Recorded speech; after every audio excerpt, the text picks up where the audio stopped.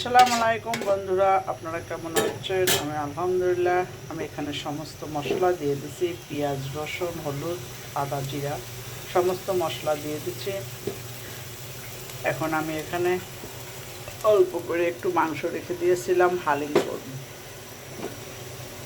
হালিম রান্না করব। তার জন্য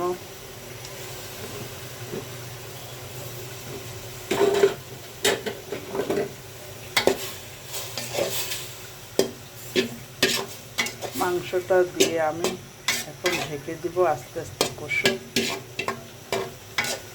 হালিমের একটা প্যাকেট ঘরে অনেক দিন ধরে রান্না করব, আসলে হয় না। তো মাংস যখন ছিল কিছু মাংস রেখে দিয়েছি হালিম খাওয়ার জন্য। আজকে হালিমের মাংসটা রান্না করে হালিমটাও রান্না করব। 4 কাপ গরম পানি আমি এখানে বাটির ভিতর নিয়ে নেব।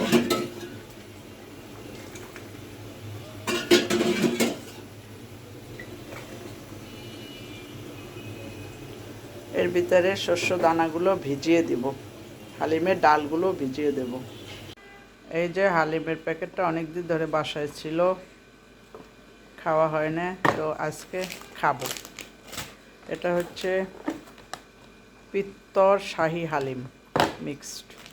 তো এখন আমি প্যাকেটটা কেটে এই পানির ভিতরে ভিজিয়ে রাখবো।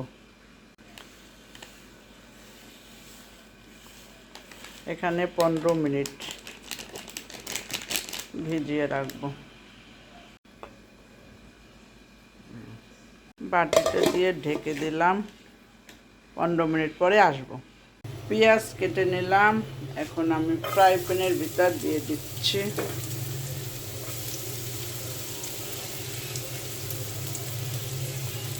এতগুলো পেঁয়াজ বেরেস্তা করব।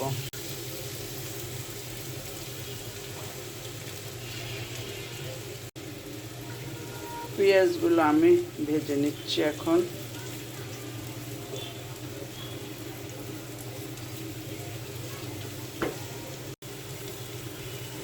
পেঁয়াজটা নাড়াচাড়া করতে হবে, তা নাহলে আবার নিচে লেগে যেতে পারে।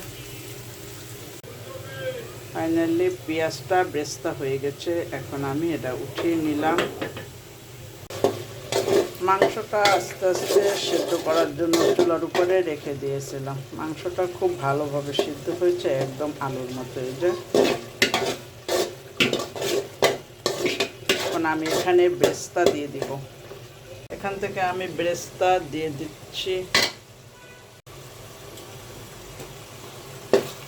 বেরেস্তা দিয়ে আমি ভালোভাবে নাড়িয়ে দিচ্ছি।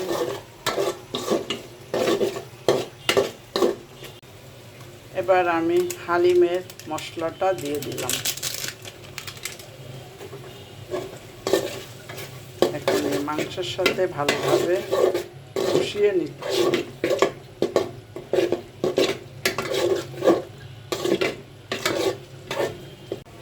এবারে ডালটা ভিজিয়ে রেখেছিলাম, এখন দিয়ে দিব এটা।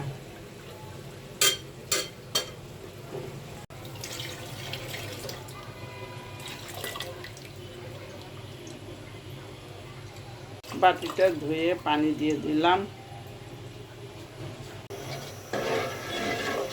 এখন আমি নাড়তে থাকবো যাতে নিচ থেকে লেগে না যায়। ডাল তো পানিটা ফুটে গেলেই ঘন হয়ে যাবে। মাংসটা খুব সুন্দর করে সিদ্ধ করছে। আমার ছেলে বারবার বলছে, আম্মু মাংসটা ভালোভাবে সিদ্ধ করবা।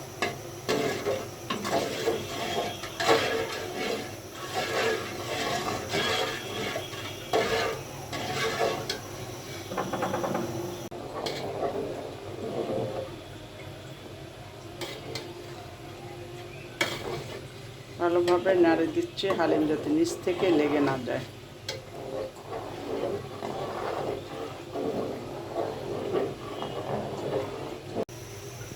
ফুটে গেছে ডালটা, নাড়া দিয়ে দিচ্ছি ভালো করে। ডাল তো বেশি সময় লাগবে না রান্না করতে।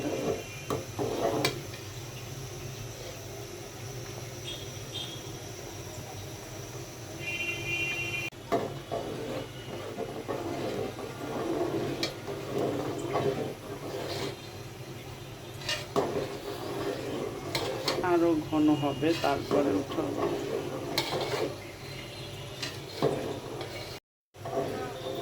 হালিম হয়ে গেছে, এখন আমি উঠিয়ে নিচ্ছি। ডাল ঘন হয়ে যাবে কিছু পরে, চুলাও অফ করে দিচ্ছি। এখন আমি পরিবেশন করব।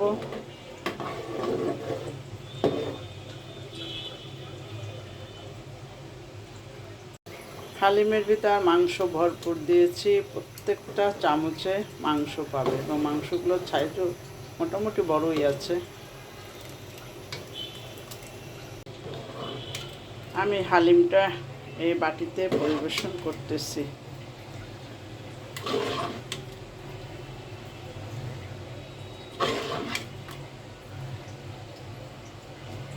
এখানে এই যে তেজপাতাটা আছে, এটা আমি ফেলে দিব।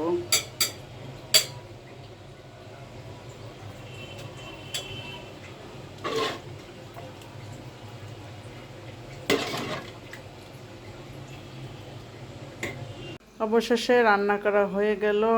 এখন আমি একটু এই বাটিটা সাজিয়ে গুছিয়ে নিচ্ছি। এখানে ধনিয়া পাতা আছে, ধনিয়া পাতা কুচি করে রেখেছি।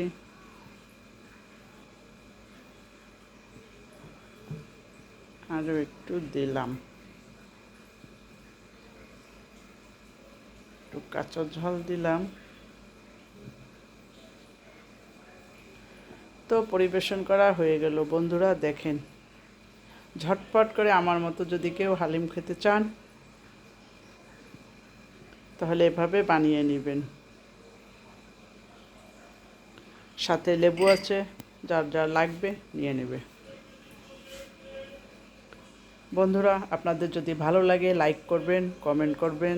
নতুন বন্ধু যারা আমার পরিবারে আসবেন সাবস্ক্রাইব করবেন, লাইক দিয়ে সম্পূর্ণ ভিডিও দেখা শুরু করবেন। নতুন পুরাতন সবার জন্য আমার ভালোবাসা অবিরাম। ফেসবুক থেকে যারা দেখবেন ফলো দিয়ে রাখবেন। সবাই ভালো থাকেন বন্ধুরা, আল্লাহ হাফেজ।